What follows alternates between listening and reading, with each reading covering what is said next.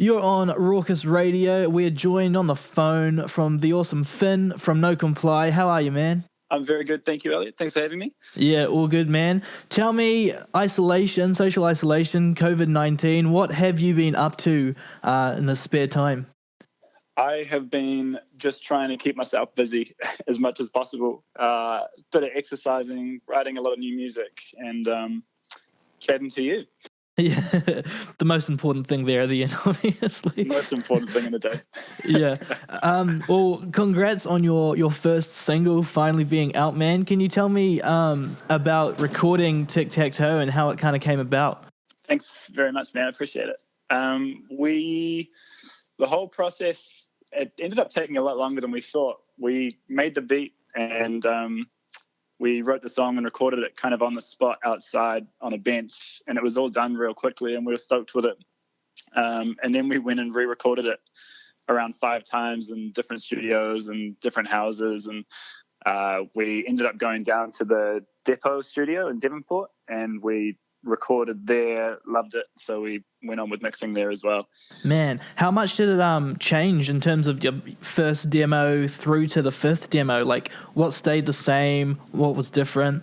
At the start, a lot of it stayed the same. It was just getting different vocal takes really to see what different vibes we could bring to the track. But in the end, recording at the Depot, we changed it quite a lot structurally, and we ended up taking a few verses out and rewriting some on the spot. So it's pretty different to the first one, that's for sure. Do you remember anything from the first demo that you were like, okay, yeah, we got to change this?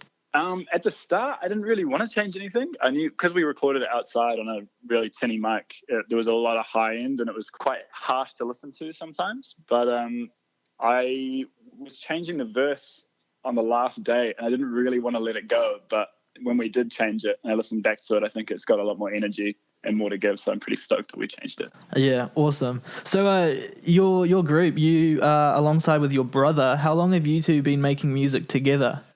Together? Ooh, I don't know a specific date, but it was when he went down to Wellington and he just finished end of last year, so maybe like a year of taking it seriously, and maybe a little bit further back, just little bits and bobs feeding off each other, but yeah, maybe around a year, I'd say. Oh, that's really surprising. So you were just kind of making music separately and it never just kind of wanted to do it together, or?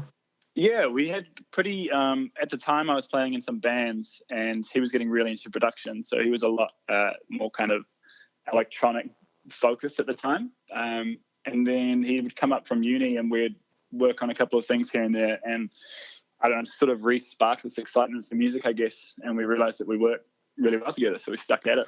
Yeah, and was Tic Tac Toe, those kind of original demos, was this kind of like the first main like hardworking song that you guys did together, or have you had previous We did around 4 sort of serious ones all in the same week, and we went and recorded the other 3 at a studio, but this one we kind of wanted to be the first single, so we took a bit more time working on it. Awesome. And then what are the other songs that you've recorded? What's their kind of vibe like?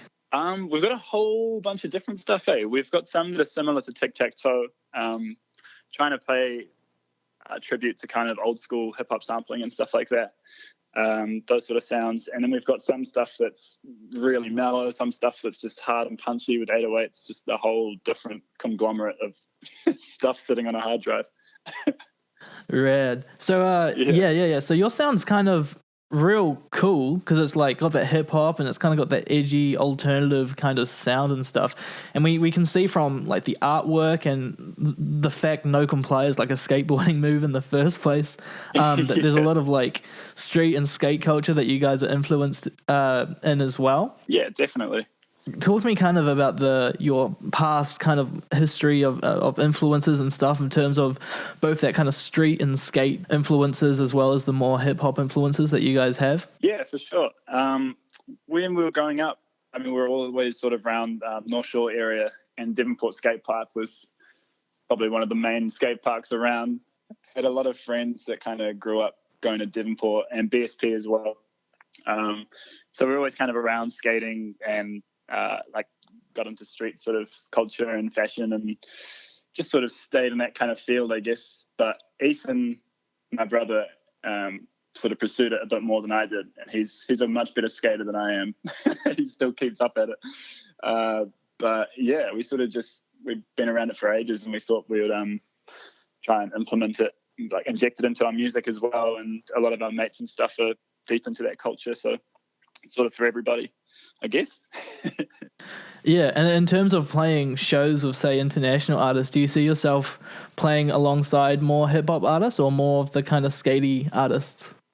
Oh, I think you could go both ways. I think it's a hard one to answer.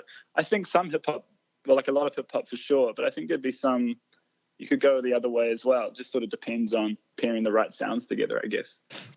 Do you have a dream kind of act that you want to play alongside? Oh, dream act. I haven't thought about that either. I guess with festivals, you're kind of lucky because you might get a chance to play along at a few, depending on the festival. But I think energy-wise, I would love to play a show maybe with Denzel, but it would be pretty hard to open up for that. You'd have to be on your game. Yeah, Denzel's a huge Auckland fan though. There was one interview I saw of him. He said Auckland was his favourite show that he's done. Yeah, my brother's super into him as well. What are the rest of the plans for you and your brother for the rest of the year? Obviously, ISO is going to make it kind of tough for everything. But in terms of when it's over, do you guys have any shows down the pipeline or more songs to release, etc.? Yeah, definitely. We were planning on a show with a few people that we were gonna do, but then the lockdown happened. So we're still scheming on putting a show out for when that's all said and done. So that's there. And we've also got a whole catalogue of music that we're kind of in the final mixing, mastering stages, but we're just trying to figure out a system of how we can get those done in lockdown.